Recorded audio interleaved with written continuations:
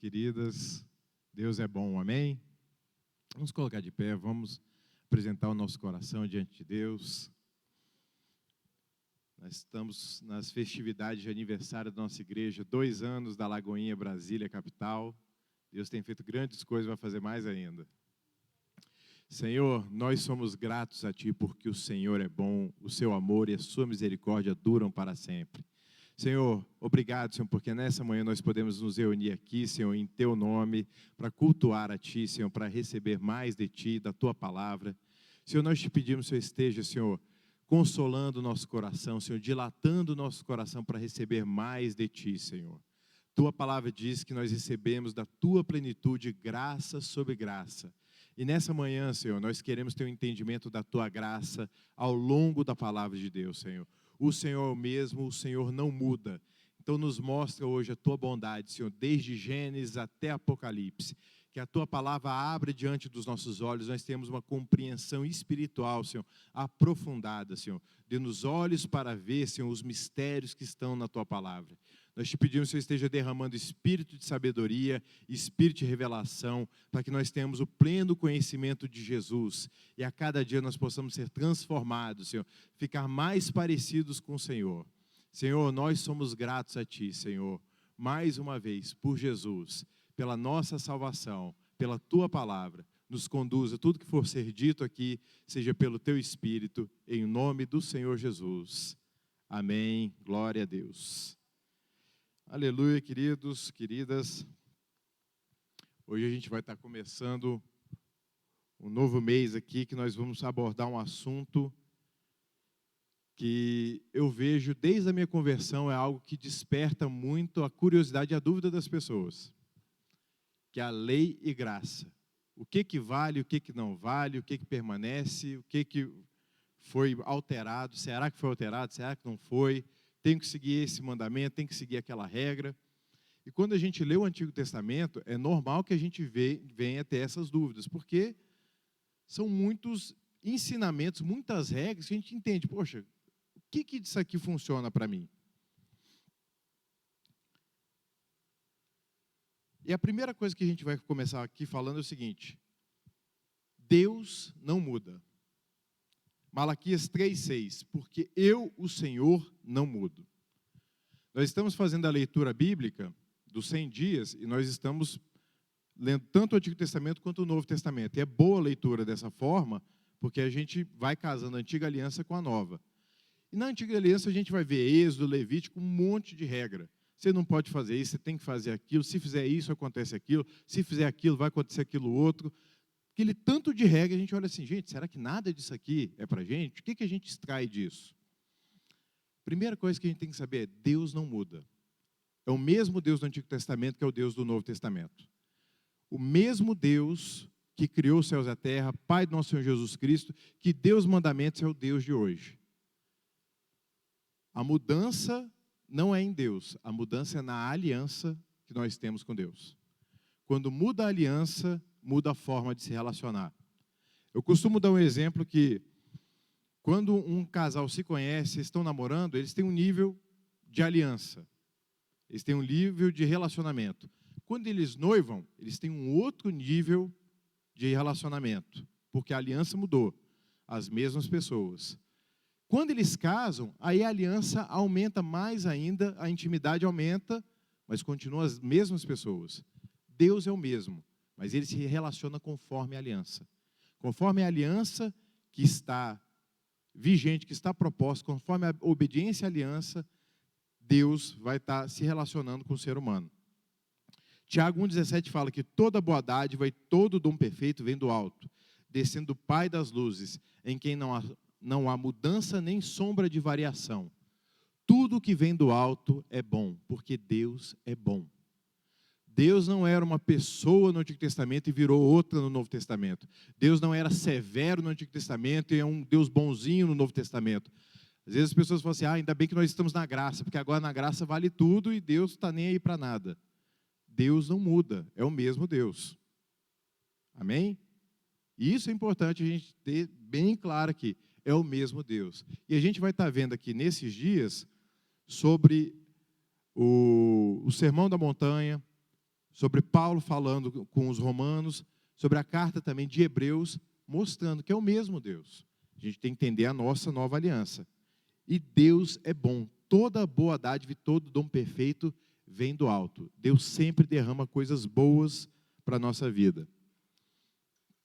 E por que a gente pode ter essa segurança? Porque Deus é eterno. Deus não falha, por isso que Ele não precisa mudar. Eu tenho que mudar o tempo todo. Nós temos que mudar. Porque a gente falha, a gente erra. Mas Deus não erra, Deus não muda. Então, o que Ele falou, continua sendo a palavra dEle. Não necessariamente quer dizer que isso vai se aplicar para mim. Mas aquilo lá manifestou a vontade de Deus para aquele tempo. E cada aliança tem uma regra que deve ser mantida. As alianças são estabelecidas conforme pactos. E os pactos vão sendo lançados, e as pessoas que seguem esses pactos são abençoadas. E as pessoas que transgridem esses pactos sofrem as consequências. Deus vê todas as coisas, Deus sabe de todas as coisas, não existe nada oculto aos olhos de Deus. E Deus está procurando as pessoas para abençoá-las. Jesus falou lá em Mateus, no capítulo 6, quando você orar, entra para o seu quarto, fecha a porta, e o seu pai que te vê em secreto te recompensará.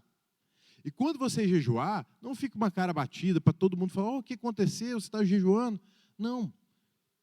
Mantenha a sua postura, ande normalmente. Eu diria assim, o pessoal fala para se ungir com óleo, que era o perfume de antigamente. Hoje em dia eu falo o seguinte, coloca um cravo na boca também, ajuda. Pega um Hal Zero, sem açúcar, taca na boca. Essas coisas ajudam, gente. Ninguém precisa saber que você está jejuando dessa forma.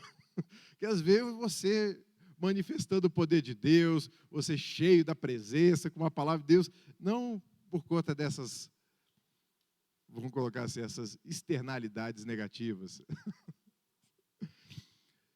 Falo porque Deus está nos vendo em secreto e Ele vai nos recompensar publicamente.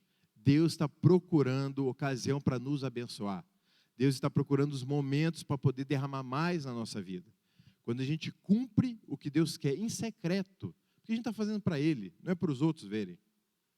Ele fala dos fariseus que eles iam lá e oravam em alta voz, para todo mundo ver, e ainda para ver se conseguia alguma coisa ainda dos outros. Não faz isso. Deus vai te recompensar. Você não precisa buscar o aplauso humano. Deus vai trazer o que você precisa e Deus vai te recompensar muito mais do que você merece.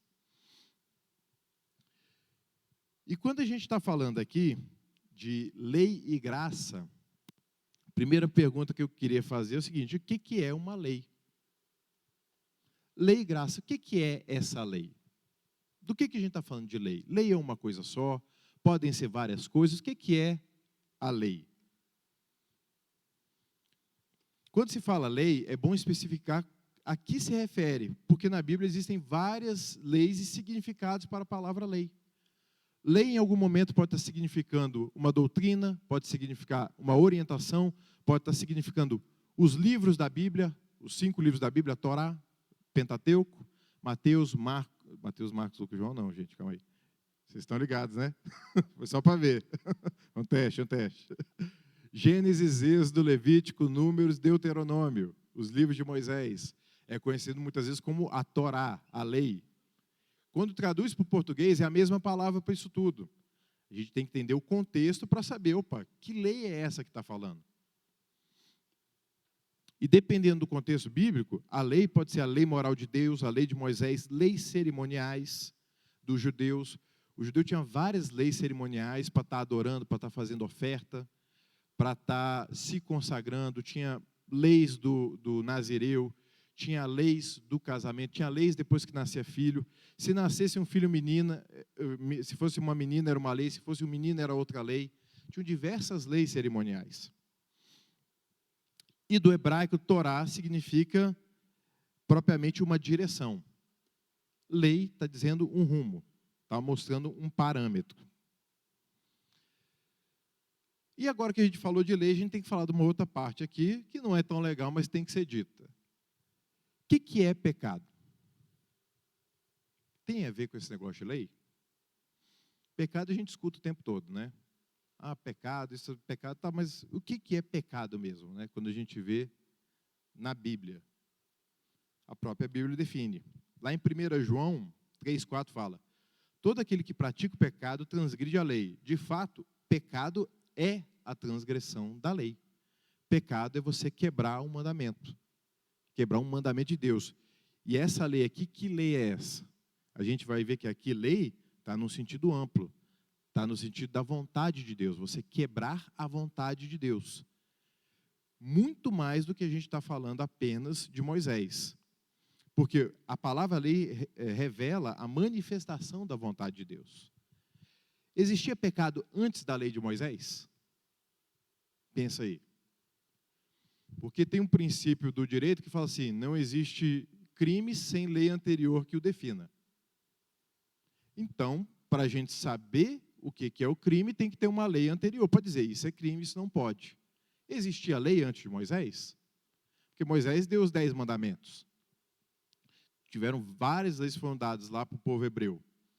Os 10 mandamentos: não terás outros deuses além de mim, não fará para ti imagem de escultura, não tomarás o nome do Senhor teu Deus em vão, guardará para ti o dia de sábado, fala para se honrar seu pai e sua mãe, não cobiçar, não adulterará, não furtará, não dará falso testemunho, e por aí vai. E antes disso aí, como é que funcionava esse negócio de pecado? Como é que se definia pecado antes de Moisés? Uma pergunta boa, não é fácil de responder, não. Como que se definia? Se a lei de Moisés veio para definir o padrão, como é que era isso antes? Então, vamos lá. Deus criou o homem conforme a sua imagem e semelhança. Não havia nenhuma maldade lá no Jardim do Éden. E lá no Jardim do Éden a gente vê que Deus plantou todo tipo de árvore boa, e no meio do jardim tinham 2 árvores: a árvore da vida e a árvore do conhecimento do bem e do mal. A árvore da vida fala da comunhão com Deus. A árvore do conhecimento do bem e do mal fala da independência, do homem ser juiz do seu próprio caminho. Se eu sei o que é certo e errado, eu escolho o meu caminho, eu não preciso ouvir a opinião de Deus. Eu não preciso saber a opinião de Deus, já que eu posso ser juiz também. Essas 2 árvores representam o livre-arbítrio, a capacidade do homem em escolher por um caminho ou por outro. E isso era o que estava posto para Adão. Adão tinha o livre-arbítrio, ele podia escolher entre os caminhos. E a gente já sabe a história. Ele deu ouvido a quem não devia. E acabou sofrendo a consequência. Gênesis 2, 9, 16, 17 fala: o Senhor Deus fez nascer então do solo todo tipo de árvores agradáveis aos olhos e boas para o alimento. Você vê que a tentação, quando Satanás chega para tentar Adão, Eva foi lá, viu que a árvore era agradável, boa, mas todas eram. Não era só aquela. Todas as árvores eram boas, não tinha uma árvore ruim, não tinha fruto podre no Jardim do Éden. Acho que até o limão era doce. Não sei. Eu acho que limão ser azedo é uma das consequências do pecado. Não tem condição. Se bem que tem gente que gosta, né, do limãozinho. Quem gosta de limão puro aí? Só para ver, viu? Olha aí, gente. Quando meus filhos eram pequenos, esse aqui, então, a gente pegava um limão e tacava na boca dele. Ele chupava. Aí já pegava da nossa mão para chupar tudo. Eu chupava um limão inteiro, se deixasse. Aí depois ficava com a boquinha toda queimada. A gente tinha que limpar. E no meio do jardim estavam a árvore da vida e a árvore do conhecimento do bem e do mal. Estava uma do lado da outra, gente. Eu não sei a distância, mas estavam as 2 no meio do jardim. Fica parecendo assim que a Eva andou para muito longe e de repente encontrou essa árvore num canto. Não, estava no meio do jardim, para todo mundo ver. E a árvore da vida estava do lado. Então, enquanto ela estava cobiçando a árvore do conhecimento do bem e do mal, se ela olhasse para o lado, ela vê a árvore da vida, que devia ser, no mínimo, tão bonita e tão agradável quanto a outra. Imagino, talvez seja até mais, mas a opção estava lá diante dos olhos dela. Não foi uma coisa assim displicente, ela tinha a opção o tempo todo. Ela podia ver uma árvore, ver a outra, e ela escolheu a árvore do conhecimento do bem e do mal. E o Senhor ordenou ao homem: coma livremente de qualquer árvore do jardim. Sei lá quantas árvores. Jardim na Bíblia é diferente do nosso contexto aqui de jardim. No jardim a gente pensa em flores, uma coisa bonita, jardinagem. Jardim na Bíblia fala muito mais de pomar, fala de frutas, está falando de coisas que você come, né? Jardim cultivável, fala de comida, na maioria das vezes.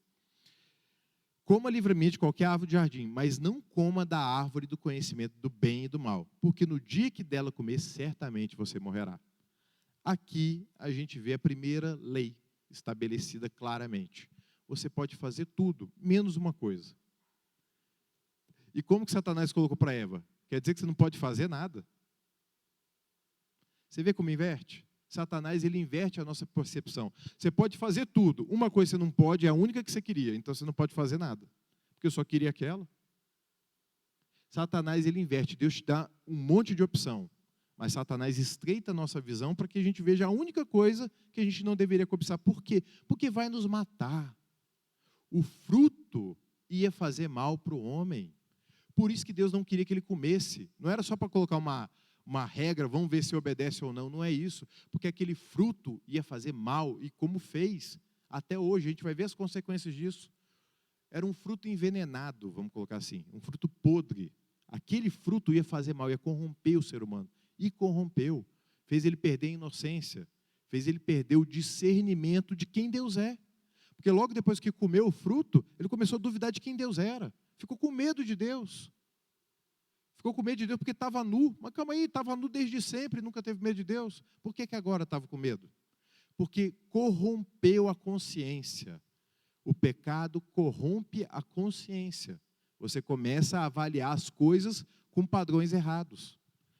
O certo fica com cara de errado, o errado fica com cara de certo. Os padrões são invertidos. A consciência humana, por conta dessa consciência do bem e do mal, começou a cobiçar as coisas que não eram boas para ela. O problema do fruto do conhecimento do bem e do mal é porque ele mata o homem, ele desconectou o homem de Deus. O homem passou a ser independente. O maior pecado que a gente vê na Bíblia é a independência. Você viver apartado de Deus. O maior pecado é esse. Maior do que adultério, maior do que assassinato, maior do que mentira. É você viver separado de Deus. Jesus falou, quando o Espírito Santo vier, lá em João, no capítulo 16, ele convencerá o mundo do pecado, do juízo e da condenação, da justiça. Do pecado, por quê? Porque eles não creem em mim. Jesus é a ponte para Deus. E não acreditar em Jesus é você viver independente de Deus, porque é a salvação. É Deus estendendo a mão para resgatar o homem.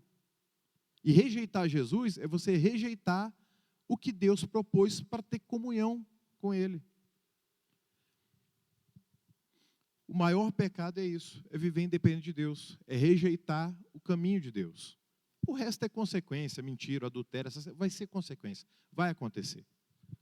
A gente vai ver aqui como que o homem é criativo para essas coisas.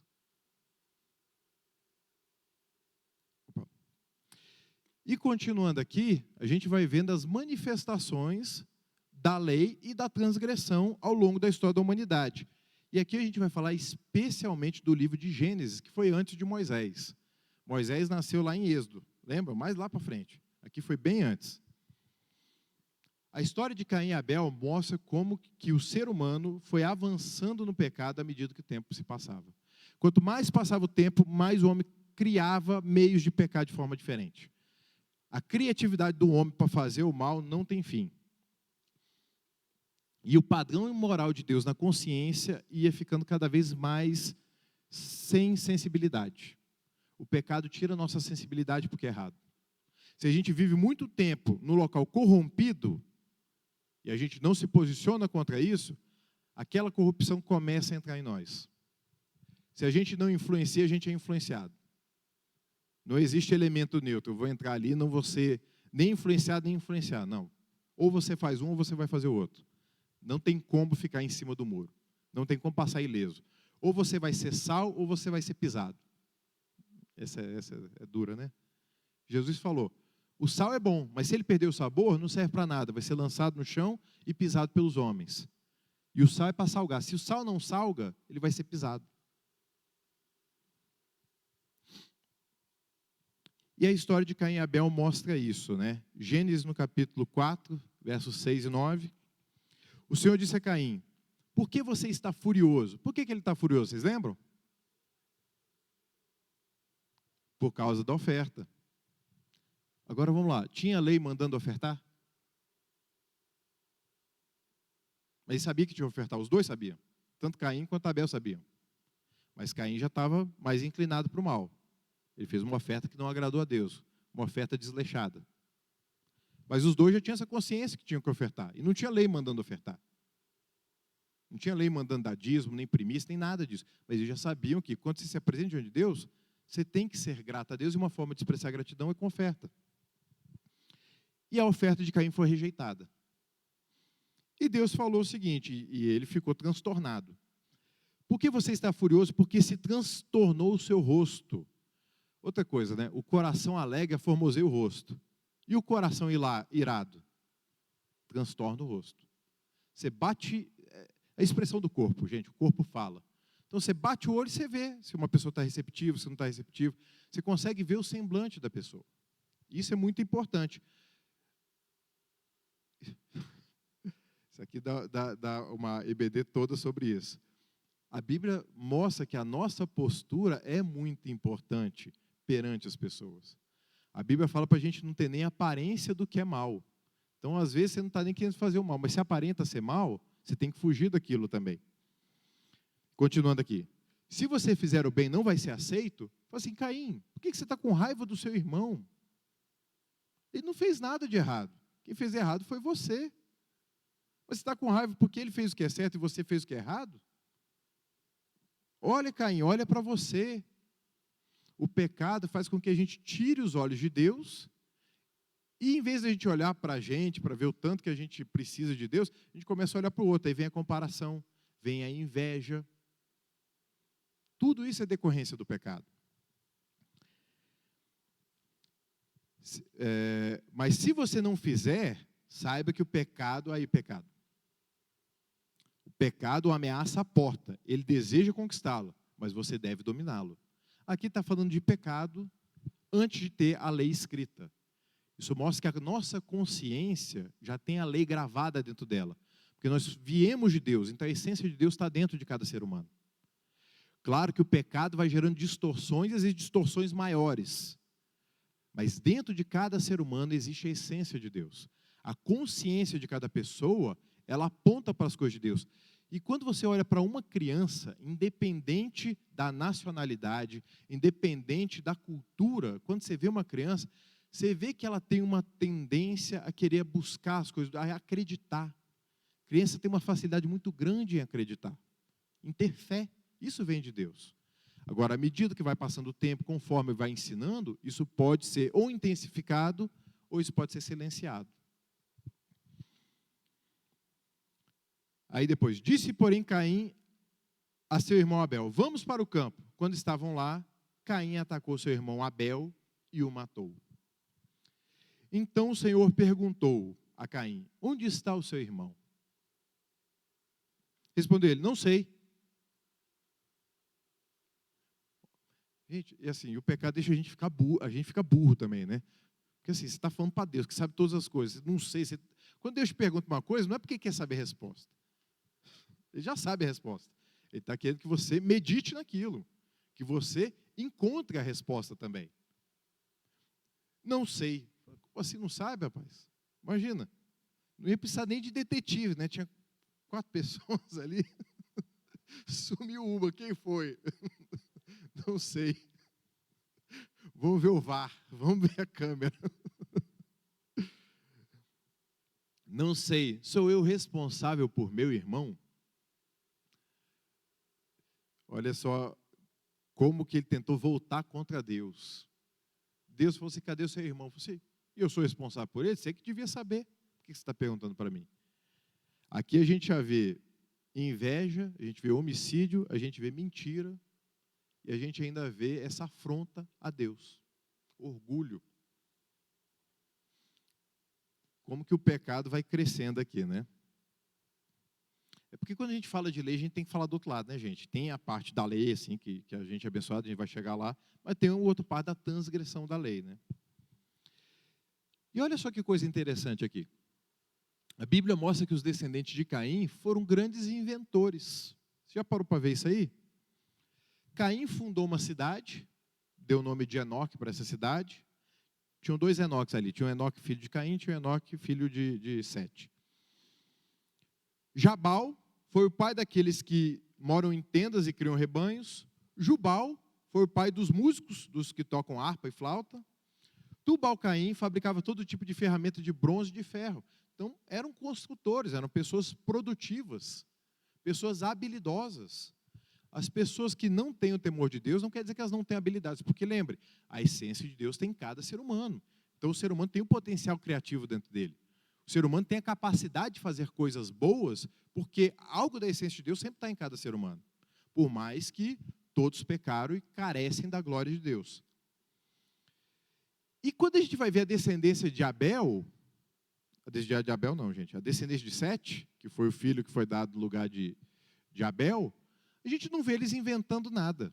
Quer dizer que eles não inventavam? Não, provavelmente sim. Mas a Bíblia dá uma ênfase neles gerando vida, em quem eles eram. Eles andarem com Deus. Fala de Enoque, da descendência de Sete, fala que ele andou com Deus e foi tomado para si. Ele andou com Deus e foi tomado para si. Então, dá uma ênfase muito maior nos relacionamentos, na essência de gerar vida. E a descendência de Caim no que ele produzia. O que isso aqui me mostra? Duas coisas, né? O homem, além de ser criativo para fazer o pecado, quanto mais ele se afasta de Deus, ele dá mais importância em fazer do que em ser. Quando a pessoa se esfria na fé, ela tenta produzir muita coisa, de uma forma de fazer uma compensação. Como se ela produzisse muitas coisas, ocupasse o tempo dela e amortizasse a acusação da consciência, gerada pelo afastamento com Deus. Então, pessoas muitas vezes que se afastam de Deus, elas buscam compensar, tentando ser muito produtivas, fazendo muitas coisas. Às vezes até tentando fazer caridade. Só que você fazer o bem para o próximo, sem estar conectado com Deus, não vai resolver o seu problema do seu afastamento com Deus. Então a gente vê assassinatos, inveja, imoralidade e mentira são marcas da geração de Caim. Vou dar um exemplo aqui para vocês. Fala de Lameque. Não sei se já ouviram a história de Lameque. Lameque foi o primeiro camarada a ter duas mulheres. Então o negócio já começou a sair do trilho lá atrás. Ada e Zilá. E ele foi contar uma vantagem para as mulheres dele. Escutem as minhas palavras. Eu matei um homem porque ele me feriu. E matei um menino porque ele me machucou. Aqui a gente começa a ver vingança. O cara me feriu, cortei o pescoço dele. Um menino, uma criança, foi lá, me machucou, matei também, para ficar esperto.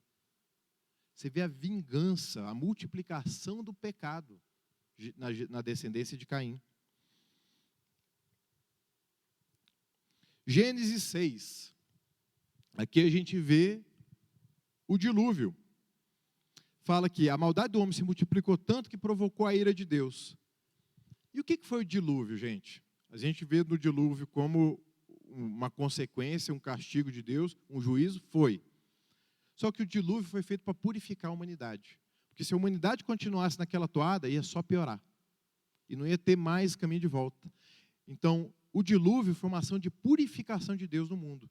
Tanto que a Bíblia fala que o dilúvio é uma tipologia do batismo. Passou pela água, foi purificada a terra, tirou aquela maldade. Vamos começar de novo, foi um reset. Foi um reset da terra. E aqui.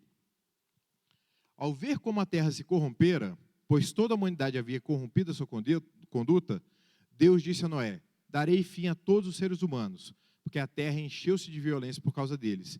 Eu os destruirei juntamente com a terra. Você, porém, fará uma arca de madeira de cipreste. Divida em compartimentos revista de piche dentro e por fora. Deus sabe salvar aqueles que o temem. Noé andava com Deus. Noé era uma pessoa que agradava a Deus. Não tinha uma lei para dizer o que tinha que fazer, mas ele sabia o que era a essência de Deus. Ele buscava manter a sua consciência longe da contaminação. Tinha um esforço, como a gente viu lá com o Caim. Tinha um esforço para você buscar obedecer a Deus. E os mandamentos naquela época eram mandamentos falados, eram passados de geração em geração. Então as pessoas não ficavam desconectadas do que Deus tinha falado para Adão, do que Deus tinha falado lá atrás para os primeiros patriarcas. Isso ia passando. Só que as pessoas iam escolhendo seu próprio caminho. E um último caso que eu estava querendo mostrar aqui para vocês, de como que a lei moral de Deus já estava estabelecida desde sempre, é um caso bem famoso aqui, de Sodoma e Gomorra. É mais um exemplo da multiplicação da transgressão contra a lei moral de Deus. Quando a gente falar em lei, quando a gente falar em pecado antes de Moisés, a gente está falando do padrão de Deus, do caráter de Deus, que isso é revelado a todas as pessoas. Na semana que vem é muito importante vocês virem, porque a gente vai mostrar como que é essa revelação no Novo Testamento. Como que fala a forma que Deus tem para avaliar tantas pessoas antes de Moisés, como depois de Moisés e as pessoas depois de Cristo. As alianças foram mudando e a forma de Deus julgar as pessoas também. Sodoma e Gomorra, as cidades eram tão corrompidas com corrupção e imoralidade sexual, a ponto dos homens de Sodoma quererem violentar os anjos que Deus enviou a Ló. Todo mundo lembra dessa história? Eles colocaram tanta lenha na fogueira que pegou fogo. A iniquidade deles pegou fogo de uma forma nunca antes vista. E a Bíblia fala de Ló, que Ló era um homem justo. Ló era sobrinho de Abraão, eles andavam juntos, e Deus chegou e falou para Abraão: sai da tua terra, do meio dos seus parentes, e vai para a terra que eu vou te mostrar. Ele foi lá e largou todo mundo, mais ou menos. Ló foi junto, e era parente. E mais para frente começou a ter confusão dos pastores de Ló com os pastores de Abraão. Começou a ter briga, aí Abraão falou assim: bem, eu acho que esse é o momento de cada um seguir seu rumo. Quando pessoas que têm uma aliança, pessoas que se amam, de repente começa a ter uma divergência, a gente não está falando de casamento, tá, gente? Assim, às vezes pessoas de aliança começam a ter muita divergência, às vezes é um momento de uma pessoa seguir um caminho e uma outra seguir um outro caminho. Mas em amor, não em rebeldia, não com raiva. Momento de você tomar decisões não pode ser momento de emoções intensas. Se você está muito irado, se você está muito alegre, não tome nenhuma decisão. Não faça promessas quando você está muito feliz, nem quando você está muito triste. Isso daí é uma cilada para você. Nesses dias nós estamos lendo o livro de Provérbios, acabamos antes de ontem, a leitura. E Provérbios fala muito disso daí, para a gente ter um equilíbrio. Porque se você faz uma promessa, um momento de grande euforia, talvez você não consiga cumprir. Você não conseguiu avaliar muito bem, porque emoção contamina o discernimento. E quando você está com muita raiva, sua visão estreita, você só está vendo problema, indignação, e com isso daí, a pessoa também acaba tomando decisões equivocadas e fala palavras equivocadas. Então, em momentos de emoção extrema, não são momentos de tomar decisão. Espera passar, respira fundo, conta, sei lá, algumas horas, alguns dias, e depois avalia melhor. Busque conselho e tome decisões.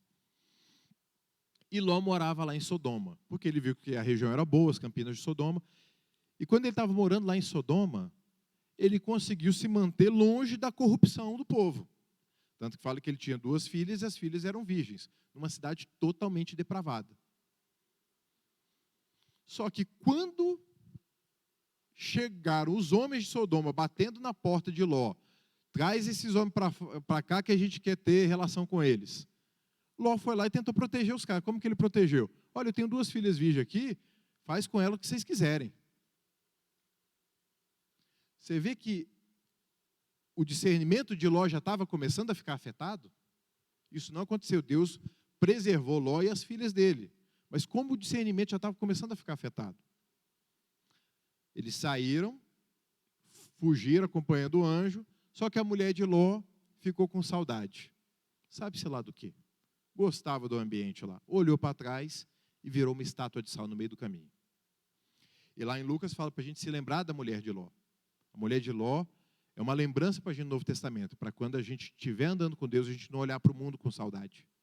Porque o povo de Israel olhou para o mundo com saudade, olhou para o Egito com saudade e ficou no deserto. Se a gente olha para trás com saudade, é porque a gente ainda não está pronto para a promessa. E as filhas de Ló, vocês conhecem a história também, né? Chegaram assim e falaram, olha, não tem homem nenhum aqui. Embriagaram o pai, tiveram relação com ele e tiveram 2 descendências de inimigos de Israel. Você vê que não tem como você estar num ambiente contaminado sem que aquilo te afete.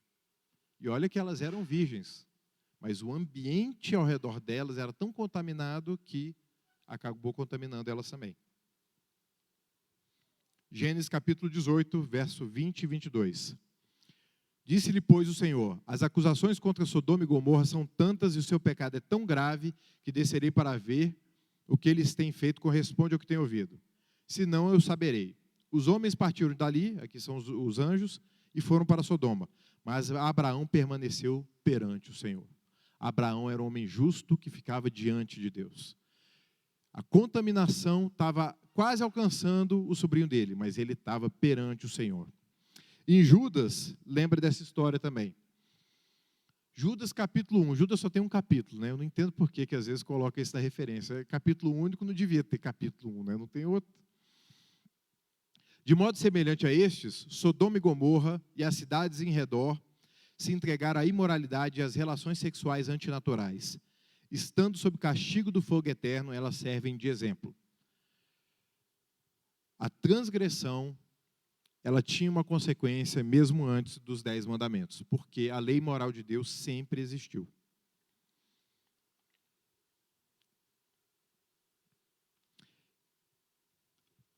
E aqui, o que a gente vê?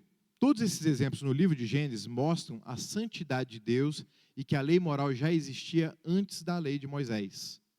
A consciência humana decorre da imagem e semelhança com Deus. E o padrão moral de Deus está na nossa consciência. Porém, desde o pecado de Adão, a consciência foi se corrompendo, sendo necessário usar sua fé e obediência para ter uma vida que agrada a Deus. O homem foi criado puro lá no Jardim do Éden, para andar com Deus todos os seus dias. Deus criou homem e mulher e os colocou lá no jardim para poder fazer tudo, para ter uma função, para serem produtivos, para procriar, para dar nome para tudo quanto é animal. Era tarefa que não acabava mais. E lá no Éden, o homem, mesmo sem ter nenhum conhecimento prévio do pecado, ele escolheu o caminho errado. Às vezes a gente pensa assim, né? Eu já vi algumas mulheres falando isso. Principalmente quando chega, às vezes, em determinado período do mês, que as cólicas se intensificam, ou então na hora de ter o neném, que por mais seja uma coisa que dá muita alegria, dói um tanto antes, né? Ah, se eu encontrar com Eva. Ah, Eva me paga. Já vi os falando assim, Adão, sofrendo aqui no trabalho, canseira, ganhando pouco, Adão, você me paga. Todos nós faríamos a mesma coisa, gente. Todos nós estávamos lá em Adão. É impressionante isso, né? A nova aliança mostra que Deus teve que entrar no homem para poder conduzir o homem. Porque Deus fora do homem, o homem mesmo sem ter pecado, sem ter corrupção, ele vai cobiçar outras coisas. Aqui a gente não falou, mas tem um pecado anterior ainda ao do homem, que é o pecado de Satanás. Lá no céu, é porque Éden também às vezes é sinônimo de eternidade, do céu. Abra aí em Ezequiel no capítulo 28.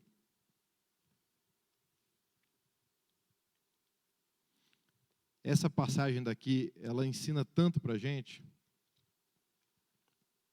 Ezequiel no capítulo 28, a partir do versículo 13.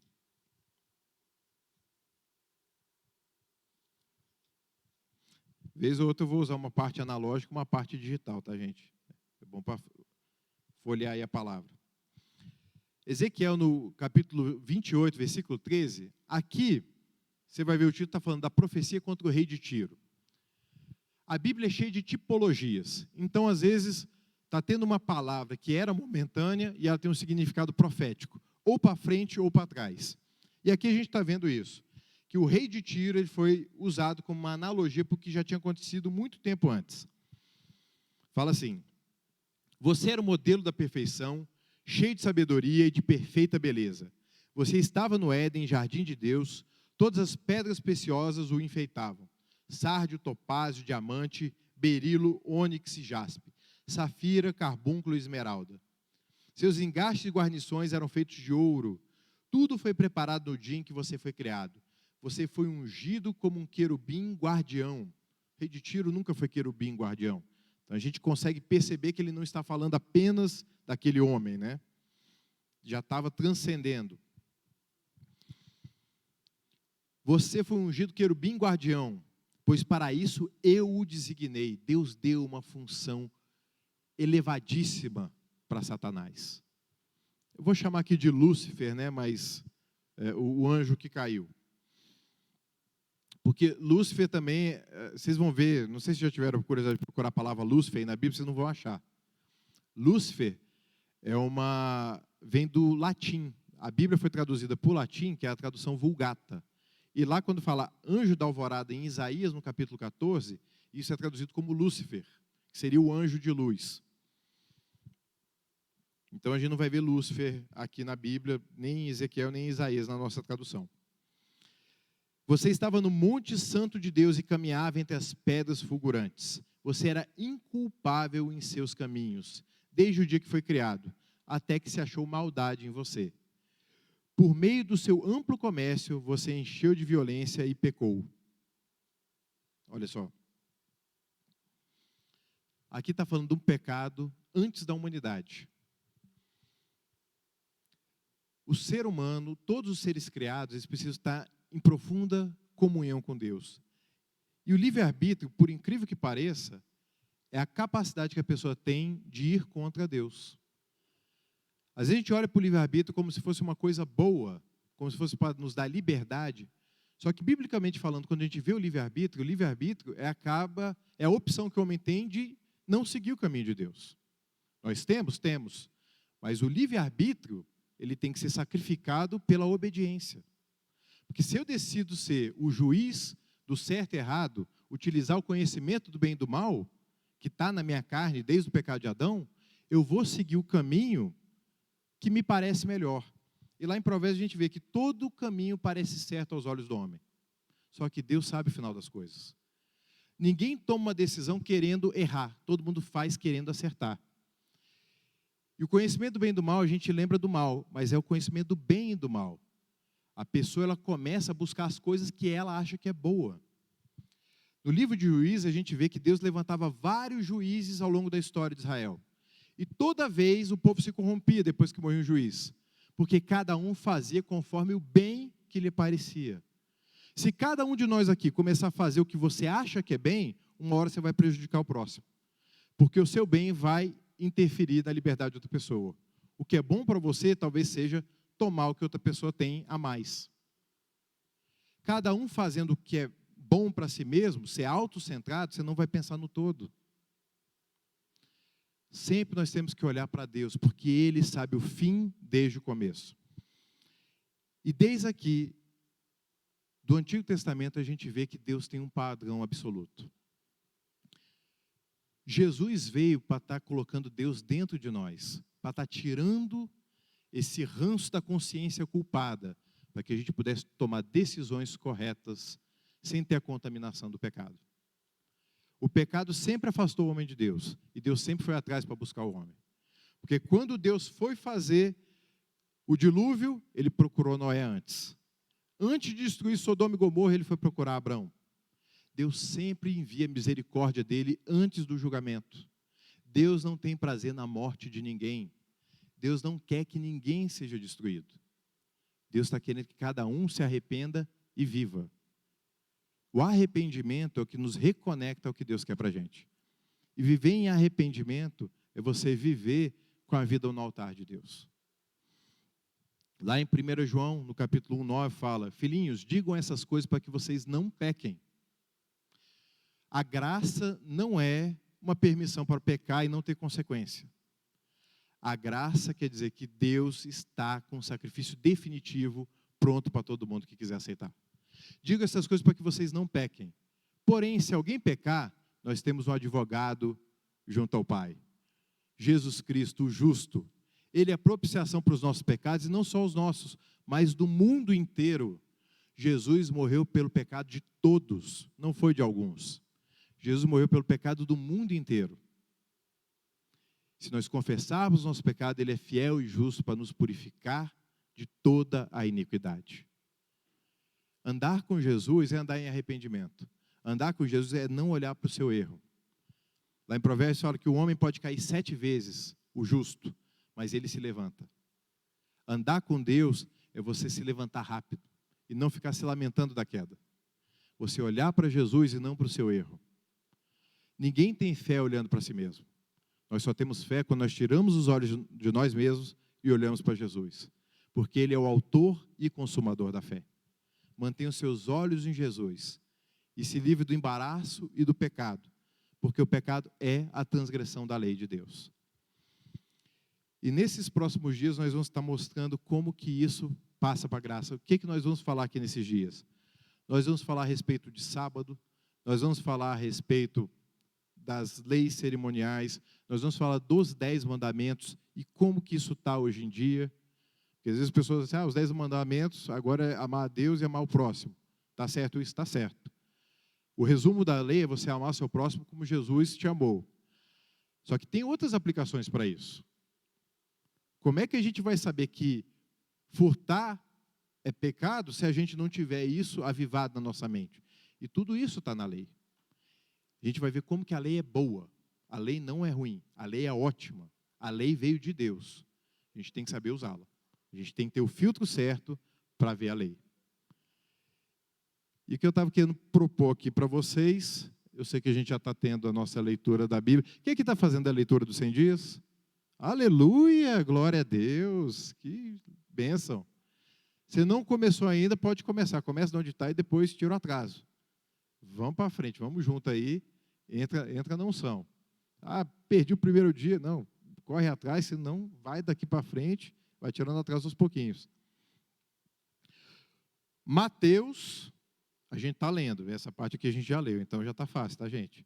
Então seria só Romanos capítulo 1 de novo, para quem está acompanhando a leitura. Se não, Mateus capítulo 5, 6 e 7, quem aqui sabe o que é? Sermão da Montanha. Sermão da Montanha e Romanos no capítulo 1, que é uma revelação super profunda do apóstolo Paulo sobre a condição do homem. Amém? Queridos, nós temos o nosso Instagram, entrem lá, participem do quiz. Tem um pessoal que é bom de quiz, está sempre lá, está gabaritando. Se não está gabaritando, está aprendendo. O importante não é acertar, o importante é aprender. Eu, às vezes, lembro muito mais das questões que eu errei do que das que eu acertei. Ixi, errei aqui, não devia ter errado. Pronto, não esqueço mais. Então, não tenho medo de errar, até porque todo mundo erra. Então, faz parte do aprendizado. A gente vai estar colocando um quiz essa semana e vamos estar colocando também alguns trechos das ministrações que a gente tem feito. Vamos colocar de pé? Aleluia. Coloca a mão no seu coração. Comece a falar você com Deus. O que dessa aula falou contigo, o que da palavra de Deus falou contigo, porque a palavra não volta vazia.